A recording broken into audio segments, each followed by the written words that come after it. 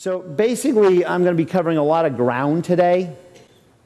While I'm going to certainly start off and talk about the biology of energy and fatigue, hopefully without putting you to sleep, really then after the morning break, we talk more about what do we do about it? What are the interventions we can look at to improve people's sleep, if that's a factor that's involved, and the energy intake, kind of the quality of the food and the substances that we ingest, how that's going to help us regulate, perhaps in a better way, our energy levels. After lunch today, I'll be talking much more about stress and the role that stress plays, predominantly because of it promotes inflammation, whether it be the cardiovascular system or the immunologic system. We see that inflammatory processes tend to wear us out, kind of robbing us of the ability to devote energy elsewhere. And then really the last hour and 15, 20 minutes today is going to be focused not only on mood management and evidence-based strategies to help people kind of cope with stress and minimize the health consequences of stress, including fatigue, but also focusing on ourselves for a little bit, looking at how do we improve our own resilience. If you're in high-stress environments, the work you do is very taxing. How do you kind of think about what you do and how you do it in ways that will allow you to kind of continue? Now, I'm going to start at the micro level and work our way out, okay? Now, when we look at the cellular level, how are we understanding energy? Well, that's created by the mitochondria, referred to as kind of the energy factories within each cell. Now, what's going to happen, though, if the mitochondria are not functioning well is a host of degenerative problems. Just looking at Alzheimer's, degenerative processes of the brain and elsewhere. And I know it may not have been since high school that you heard this term, but the Krebs cycle. The idea here is that whether it be hormones, other elements and substances are used by the mitochondria going through what's referred to as the Krebs cycle to result in adenosine triphosphate. The unit of energy is ATP at the cellular level. Now, here is a major take-home point today. A body in rest tends to stay at rest. A body in motion tends to stay in motion, right? There is overwhelming evidence that engaging in behavior increases our energy, okay? Now, that's opposite of our tendency to say, oh no, 2 more hours on the couch, that'll do me good, right?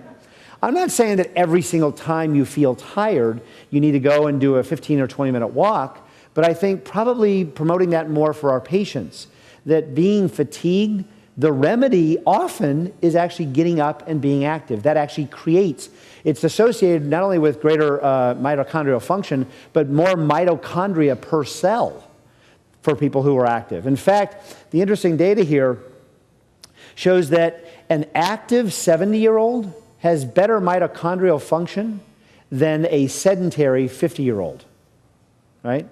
Now, there's a limit to this. It's not the absolute fountain of youth. Even when you look at people in their 80s who are running half marathons, they don't have this, as strong a mitochondrial function as do 20-somethings. But certainly you're looking at years, if not sometimes decades of a difference for people who are maintaining their activity.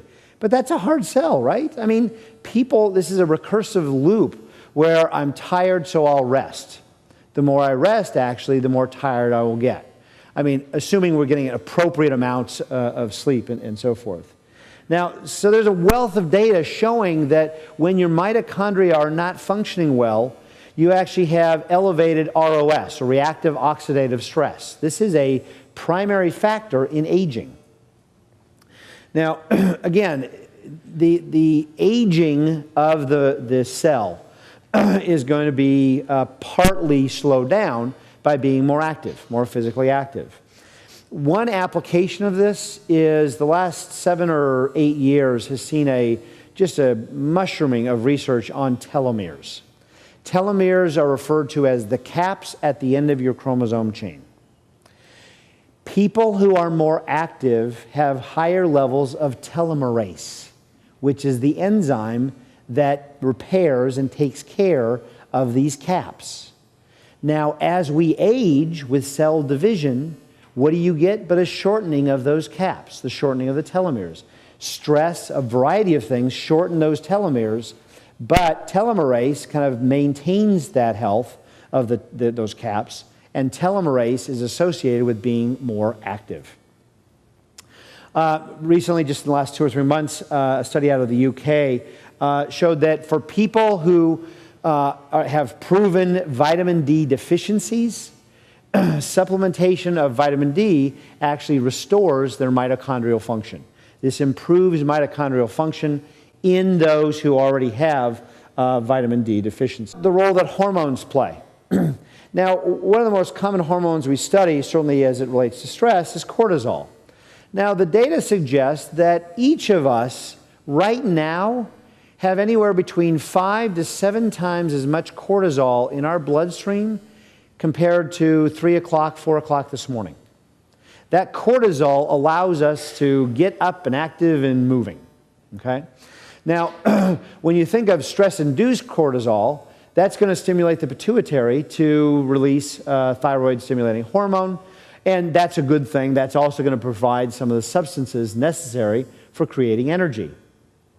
However, if you have chronically elevated levels of cortisol, that can actually lead to immunosuppression and actual thyroid dysfunction. Now, when we think of other hormones, certainly estrogen and progesterone have been implicated for a long, long time, not only in terms of mood, but also certainly of fatigue and energy levels. But the last 5 to 7 years has focused actually on the hormone of testosterone. And the classic examples here, the clinical trials, have used men. I'm not sure why they exclude women in these studies, but men who are HIV positive, who struggle with fatigue, but the standard treatment has actually been SSRIs, selective serotonin reuptake inhibitors, antidepressants, because they also struggle, this population does, generally, with low mood. Well, in head-to-head comparisons, giving these folks who struggle with fatigue either an antidepressant or testosterone, testosterone wins in terms of better addressing their levels of fatigue. Now, really, okay?